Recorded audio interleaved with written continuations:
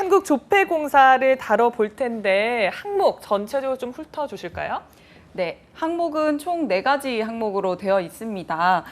그래서 1번부터 4번까지 제가 천천히 읽어드리도록 할게요. 네. 먼저 1번, 지원 분야에 관련 직무를 수행한 경력 또는 경험 중 대표적인 것에 대해서 기술해 주십시오라고 했고, 해당 항목은 천자입니다. 경험과 경력을 물어보고 있고 직무 적합성이나 관련된 경험이라든지 아니면 실제 직무 경험이 있는지를 묻고 있는 항목이다라고 볼 수가 있겠습니다. 아무래도 천자이다 보니까 여러분이 조금 더 신경 써서 작성해야 되는 항목이 될 수 있겠고요. 네. 두 번째는 최근 3년간 지원 분야에 필요한 직무 능력과 전문성을 향상시키기 위해 어떻게 노력했는지 사례를 중심으로 기술해달라 라고 500자 작성하시면 되겠습니다. 단골 질문이라고 볼 수 있을 것 같아요. 직무 역량 물어보고 있습니다.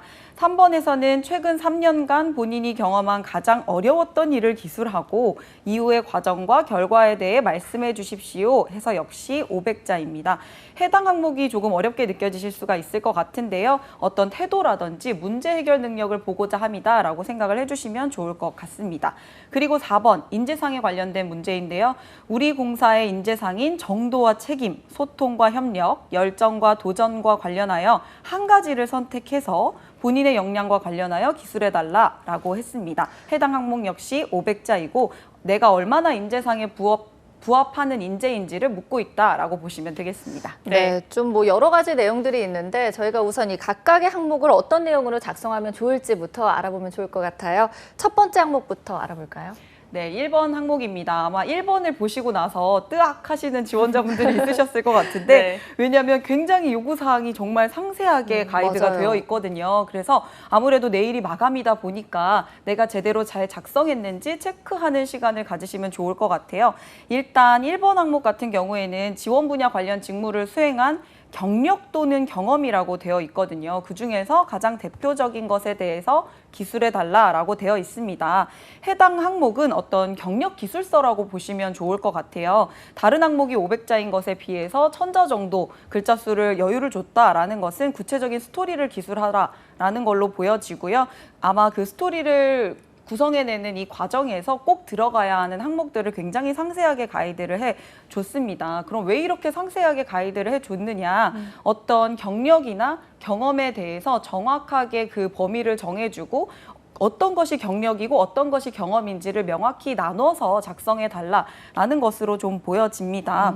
우선 크게 2가지로 나눠볼 수가 있을 것 같아요. 네. 일단 첫 번째로는 금전적인 보수를 받으면서 일했던 경험 이 될 수가 있겠죠. 그러니까 쉽게 이야기하면 돈을 받고 일한 경험이 있느냐 이것은 경력이 될 수가 있을 것 같습니다. 그리고 금전적인 보수를 받지 않고 일을 했지만 직무 관련성을 보여줄 수가 있다든지 아니면 관련 학습 경험이 있다든지 하는 것들이 업무 외적 경험이라고 보시면 될 것 같아요.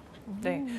저는 저희가 지금까지 자소서 이렇게 항목을 짚어보면서 경력과 경험을 나눠서 기술하라고 한 거 처음 본 것 같거든요. 맞습니다. 네, 이거를 좀 잘 참고하셔야 될 것 같은데 보통 많이 또 생각하는 게 아르바이트 경험이에요. 이거는 네. 보수를 받았으니까 당연히 경력에 들어가야겠네요. 그렇죠. 지금 말씀해 주신 것처럼 어떤 금전적인 보수를 받았다라고 하면 경력으로 기술을 하실 수 있다라고 보실 수 있을 것 같아요. 어떤 급여를 받았던 인턴이라든지 여러분이 하셨던 아르바이트 등이 포함이 될 수가 있을 것 같은데 인턴이나 아르바이트 활동을 하실 때 그냥 단순히 직무랑 전혀 연관 없는 아르바이트를 작성을 하시기보다는 어떤 직무와 연관성 있는 활동을 했었던 그 내에서 그런 과제를 수행했었던 것들을 적어주시면 조금 더 어떤 경력에 더 적합한 항목을 작성해 내실 수가 있을 것 같다는 생각이 듭니다. 우선 그 전에 제가 질문을 하나 드릴게요. 네. 두 분에게 질문 드리면 좋을 것 같은데 프로와 아마추어의 차이는 무엇일까요? 맥락상 뭐 보수의 차이 아닐까요? 정답입니다. 아, 맞아요? 보수를 받고 일을 했다면 네. 프로라고 합니다. 그리고 보수를 받지 않고 어떤 취미라든지 내가 좋아서 하는 일이 아마추어다라고 볼 수가 있겠는데 우선 여러분들이 저는 그래도 많은 돈을 받지는 않았는데 이걸 경력에 기술해도 될까요? 라고 생각을 하실 수 있을 것 같은데 어쨌든 일정 부분 금전적인 보상이 있었다라고 하면 여러분은 프로로서 일을 하신 것이기 때문에 이런 경험들을 경력에 작성을 해주시면 좋을 것 같아요. 뭐 예를 들면 자전거를 타면서 네. 대회 수상이라든지 아니면 후원을 받는다든지 해서 이런 보수를 받는 선수들이 있잖아요. 그럼 이제 프로가 되는 거죠. 하지만 내가 주말에 굉장히 라이딩을 위해서 열심히 자전거를 타고 취미 생활로 한다면 그것은 아마추어다라고 볼 수가 있겠습니다. 그래서 여러분들이 어떤 경험은 아마추어에 속할 수가 있을 것 같아요. 간접적으로 경험해 본 것들이 여러분이 경험에 작성하실 수가 있을 것 같고, 금전적인 보수를 받고 적당한 대가를 받고 했던 일이다라고 한다면 경력의 기술을 해주시면 좋을 것 같습니다. 네, 저희가 지금 그럼 경험과 경력의 차이를 좀 알아봤는데, 그럼 구체적으로 지원 분야와 관련한 직무 수행 경력은 좀 어떻게 서술하면 좋을까요? 경력을 작성하면서도 어떤 것들을 작성해야 되는지 굉장히 상세하게 잘 친절하게 설명을 좀 해줬어요. 네. 그 부분들을 잘 체크해 주셔야 되는 것이 이 항목의 포인트가 될 수 있을 것 같습니다. 이렇게 쓰세요라고 구체적인 가이드를 했기 때문에 그 부분에 대한 답은 반드시 들어가 있어야 된다라고 생각을 합니다.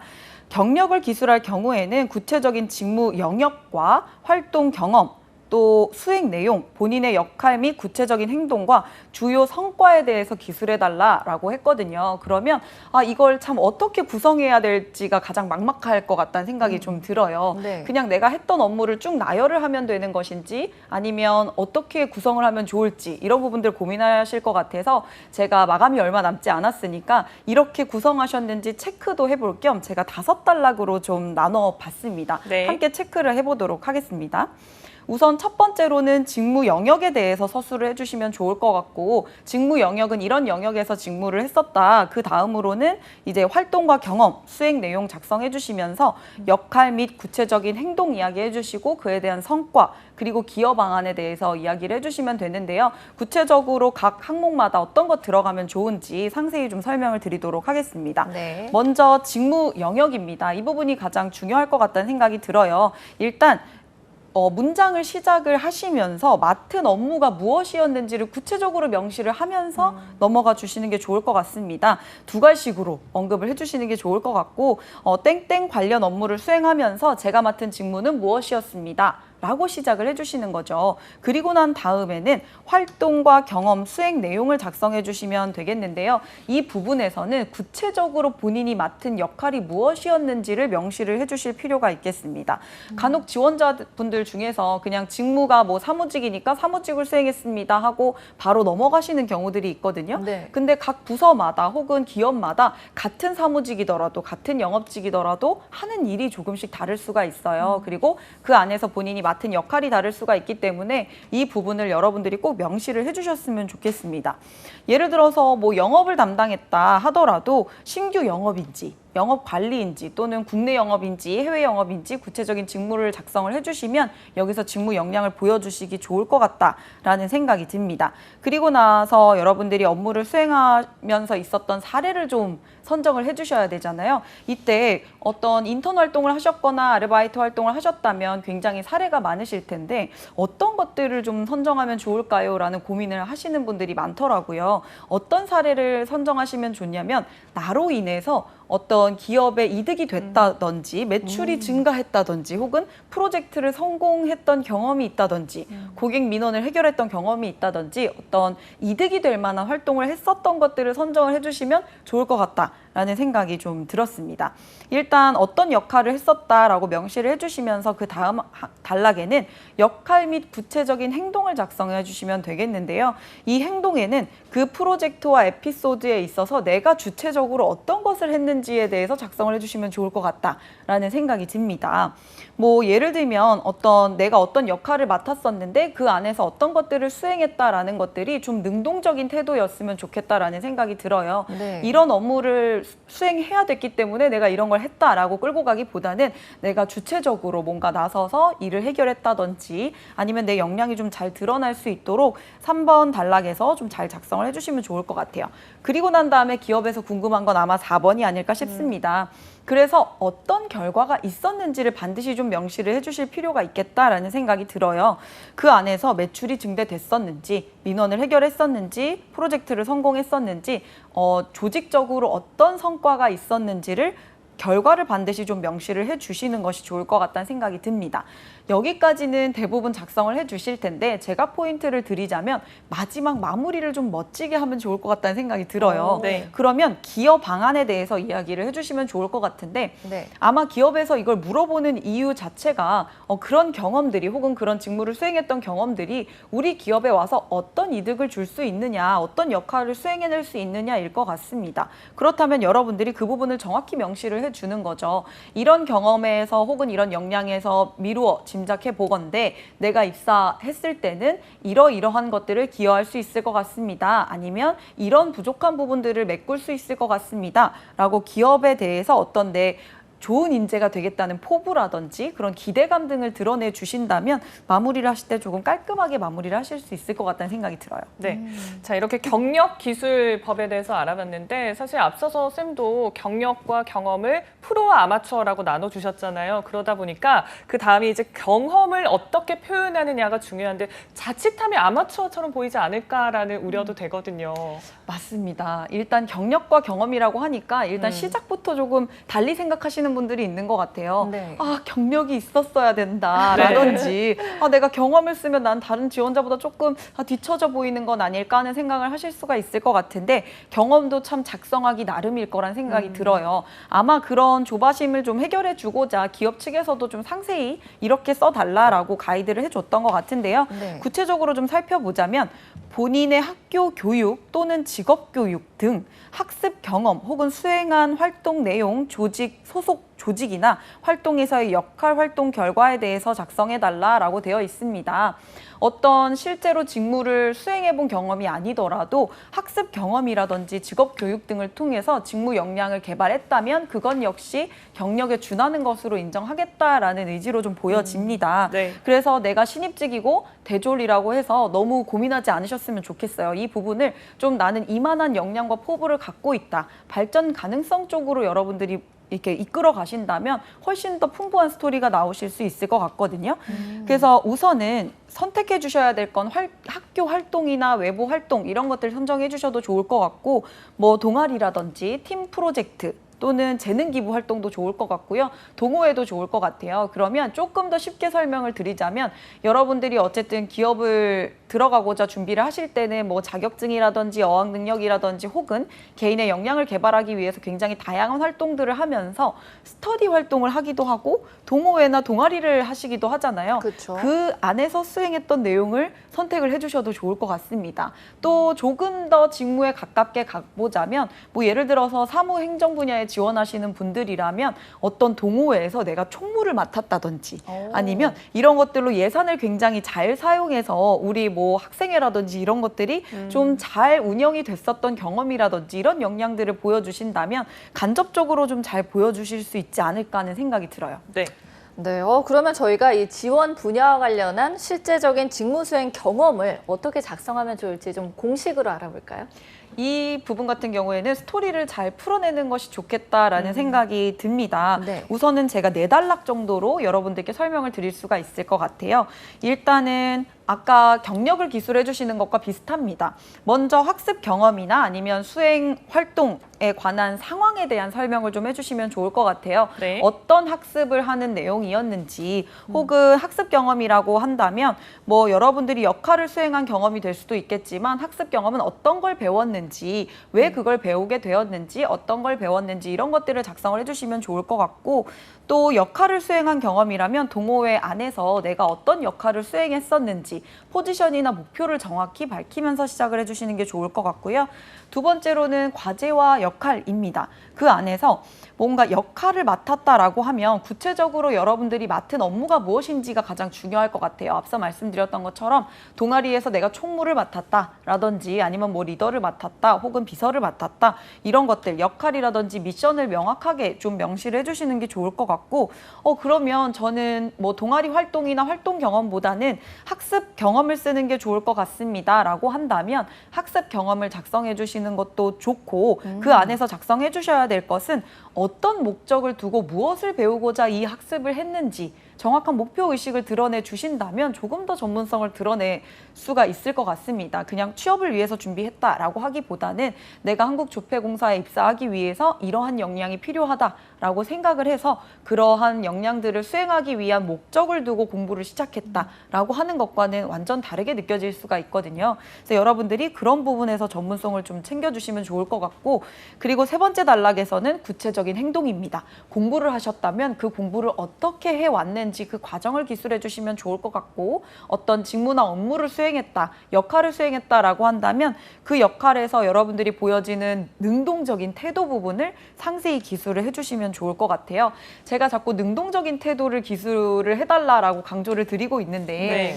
도대체 어떤 것이 능동적인 태도냐? 예를 들면 이런 거거든요. 어떤 내가 전공 서적을 찾아서 읽는다 하더라도 그게 과제 때문에 읽었어야 되는 경우들이 있잖아요. 읽은 거는 팩트지만 내가 자의에 의해서 읽었다기보다는 어떤 교수님의 이런 추천이라든지 이런 걸 통해서 읽었지만 우리가 자소서에 보여지기에는 내가 굉장한 지적 호기심을 가지고 이 직무를 개발하고자 이 책을 읽었다라고 표현하는 것과는 조금 다를 수가 있을 것 같아요. 네. 약간의 MSG 정도는 해주셔도 좋지 않을까 하는 생각이 들어요. 너무 정직하게 그렇다고 해서 뭐 없던 책을 안 읽었던 책을 쓰시면 절대 안 되겠지만 되죠. 네. 그래도 아다르고 어다르다고 표현력에 따라서 여러분의 전문성이 올라가고 내려가고 할 수가 있기 때문에 그런 부분들을 좀 영리하게 체크해 주시면 좋을 것 같아요. 그리고 역량에서 앞서 했던 그 역할에서 했던 것과 마찬가지로 4번에서는 활동 결과를 써주시면 됩니다. 직무 역량을 수행했다라는 게 결과가 될 수가 있겠고 그런 것들을 얻어왔다. 내가 그런 자격증을 취득했다라는 게 될 수가 있을 것 같고 어떤 조직에서의 역할이었다면 내가 이 조직을 성공적으로 운영한 경험 이런 것들이 결과가 될 수가 있을 것 같습니다. 네. 워낙 이렇게 거의 한 15분 넘게 1번 항목에 대해서 짚어주셨는데 그만큼 직무 경력이 아마 중요해서 이렇게 공식으로 그렇죠. 쭉 나열해 주신 것 같으니까 잘 참고하시면 좋을 것 같습니다. 자, 이번엔 두 번째 항목인데 최근 3년 동안 지원 분야에 필요한 직무 능력, 전문성을 향상시키기 위해서 어떤 노력했는지 사례를 중심으로 기술하세요라고 되어 있습니다. 네, 이번 항목에서는 직무 역량을 보고자 합니다라고 보시면 될 것 같아요. 그렇다면 여러분이 스스로에게 던져보셔야 할 질문은 지원 분야에 필요한 직무 능력과 전문성은 도대체 무엇인가를 고민해 보실 필요가 있을 것 같습니다. 맞아요. 네. 일단 NCS 기반 채용이기 때문에 사실 이 부분은 어느 정도 정답이 정해져 있다라고 생각을 하시면 좋을 것 같아요. 그래서 NCS 홈페이지라든지 기업에서 첨부한 직무 소개서를 충분히 잘 보신 다음에 직무 기술서에 기반해서 작성해 주시는 것이 가장 좋을 것 같고 그렇다면 어떤 것들을 뽑으면 좋을까?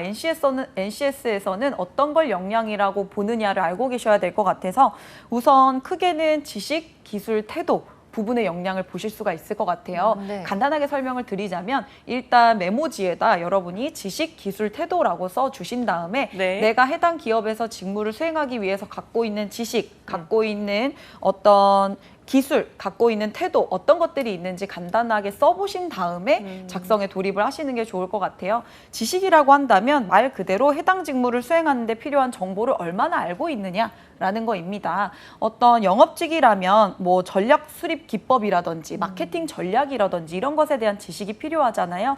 그런 것들이 지식이 될 수가 있겠고 어떤 사무행정직 중에서 기획 파트 같은 경우에는 환경을 분석하거나 통계적인 지식을 있어야 하겠죠. 그런 부분들이 내가 갖고 있는 지식 중에서 내가 좀 많이 알고 있는, 잘 알고 있는 것들이 어떤 것인지 체크를 해보시면 좋을 것 같습니다.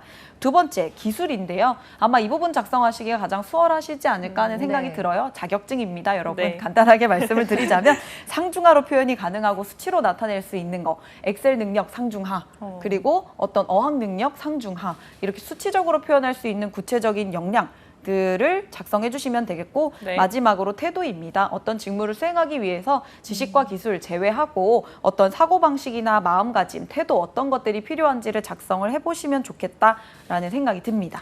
네, 그런데 지식이나 기술은 사실 어떻게 보면 좀 객관적인 부분이 있잖아요. 근데 태도는 그렇죠. 약간 주관적이어서 우리 취준생분들이 좀 쓰기 어렵지 않을까 싶은데 어떨까요?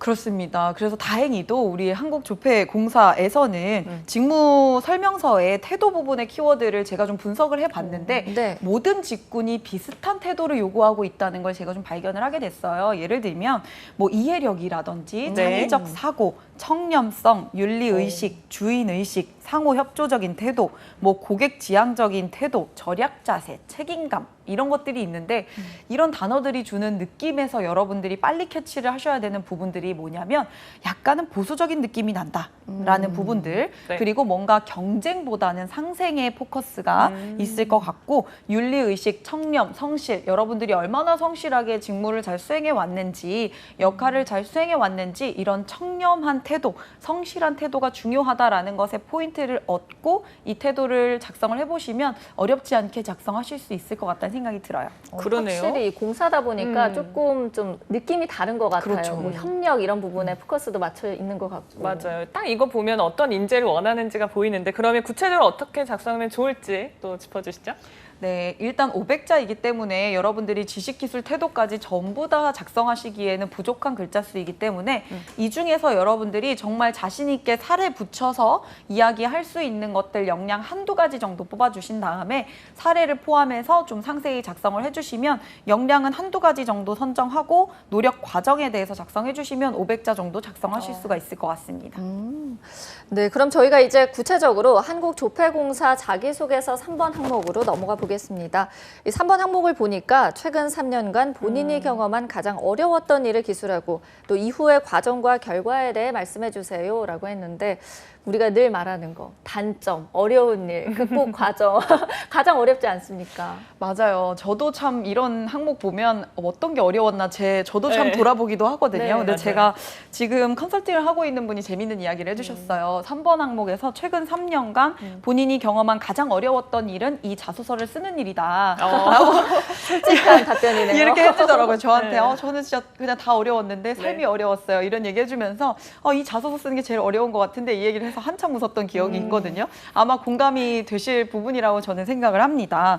일단 저는 여기서 포인트를 좀 드릴 수가 있을 것 같은데 네. 영리하게 좀 접근하자면 한국조폐공사 정도에 지원하시는 분들이라면 그냥 단기간에 공채 떴다 하고 지원해 주시는 분들보다는 굉장히 오랜 기간 탄탄히 준비하셨던 분들이 더 많거든요. 네. 그렇다면 역량을 다 쓰기에는 글자 수가 그렇게 많지 않거든요. 이번 항목에서도 쓸 역량이 많은데 부족하다라고 생각했던 부분을 여기에 녹여낼 수가 있을 것 같습니다, 여러분. 어떻게 했냐면 내가 해당 역량을 앞서 차마 다 표현하지 못했던 역량이 있잖아요. 그 역량을 선정을 해 주신 다음에 이것들을 갖춰가는 것이 굉장히 어려웠다. 라고 해주신다면 여러분들이 이 항목에서 직무 역량도 보여지고 문제 해결 능력도 보여질 수가 있거든요. 간단히 사례를 좀 말씀을 드리자면 합격했던 사례 중에 이런 것들이 있었어요. 실제로 인턴 활동을 했던 지원자였는데 인턴을 하면서 뭔가 자격증을 취득해야겠다라는 생각을 했던 것 같아요. 그러면서 업무와 실무와 함께 자격증 취득을 병행하는 것이 굉장히 어려웠다라고 했거든요. 그래서 보면 전기기능사 자격증을 함께 취득을 하는 것이 굉장히 어려웠다. 그래서 주말에는 전기기능사 공부를 하면서 정말 주중에는 일을 하고 주말에는 공부에 매달리면서 굉장히 어렵게 활동을 했다라는 것들이 적혀 있거든요. 네. 그런데 뭔가 문제집도 보고 인터넷 강의도 보고 하다 보니까 이런 것들을 좀 하면서 기능장 선배분들이 굉장히 예쁘게 봐주신 거죠. 이 인턴을 이렇게 노력하는 사원이라면 내가 좀 도와줘야겠다라는 생각이 들어서 직접 강의를 해주기도 하고 이런 역할들을 좀 수행을 해주셨거든요. 그러다 보니까 이 부분이 마무리에 이렇게 이야기를 해주셨습니다. 실제로 이걸 자격증을 취득을 했다라는 결과를 이야기해주면서 뭔가 업무 처리 속도도 확실히 빨라졌으며 기존에 가진 기계기술 능력과 새로운 전기기술 능력을 융합하는 융합인으로 거듭날 수가 있었다라고 했거든요. 사실 이 부분이 어려웠던 부분이잖아요. 그래서 어려웠던 부분이면서도 뭔가 전기 기능사를 내가 취득했다는 역량도 어필할 수가 있고 포기하지 않고 내가 현실에 안주하지 않고 계속 도전하는 사람이다라는 힌트도 줄 수 있으면서 마지막에 사랑받는 사원이었다는 것까지 놓치지 야. 않고 굉장히 영리하게 작성을 하셨거든요. 그래서 네. 여러분들도 이 부분 너무 고민하지 마시고 역량을 취득하는 것이 어려웠던 과정을 생각해 보시면 쓸 거 정말 많을 것 같다는 생각이 들거든요.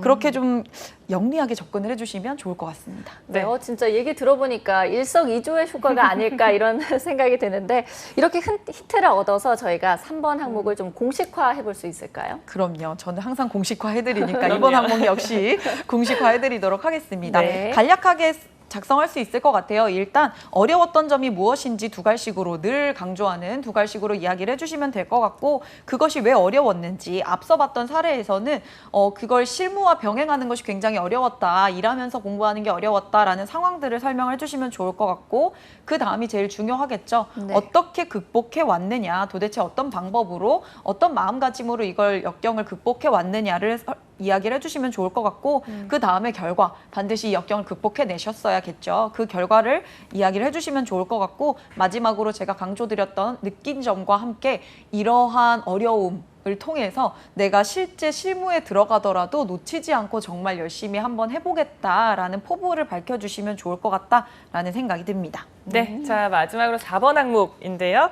우리 공사의 인재상인 정도와 책임, 소통과 협력, 열정과 도전과 관련해서 한 가지를 선택하고 본인의 역량을 기술해 주세요라고 되어 있습니다. 4번 항목은 좀 어떻게 작성을 하면 좋을까요?